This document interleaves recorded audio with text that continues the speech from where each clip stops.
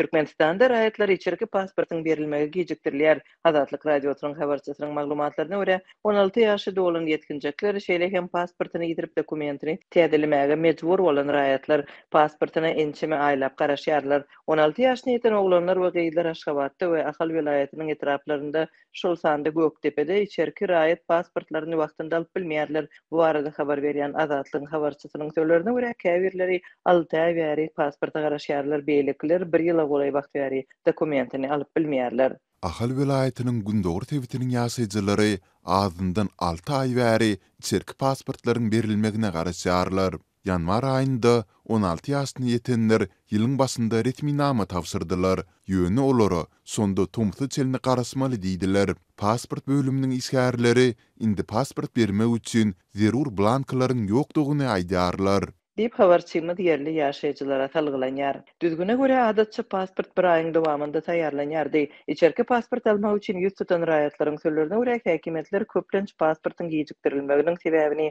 asla düşündirmeýärler ýa-da zerur blanklaryň ýoklugyna talgylanýarlar. Azatlyk radiosy paýtagtdaky we Ahal vilayatyndaky pasport bölümleriniň wekillerinden resmi maglumat alyp bilmedi.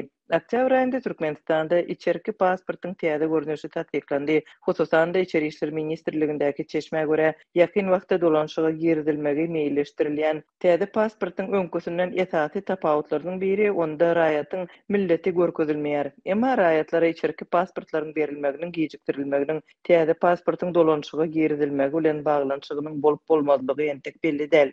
Bu aralykda adynyň agdalmazlygy şerti bilen gürleşen ýagdaýdan habarly çeşme häkimetleriň migrasiýa hakymy haýallatmak synanşygy sebäpli raýatlara şol sanda 16 ýaşyna ýetmedek ýetkinjeklere içerki pasportlary bermegiň möhletini ýyda süýşürýändigini öňe sürýär. İçerki pasportlary alan badyna ýaşlar daşary ýurt pasportyny almak üçin migrasiýa gullugyna ýüz tutýarlar. Uly nowatlar ýüze çykýar. Dip adynyň efirde agdalmazlygy şerti bilen gürleşen çeşme aýtdy. Türkmenistanda biometriki pasportlaryny almak üçin görülip eşidilmedik nowatlar saklanýar. Pasport almagy islegler gün-günden artýar.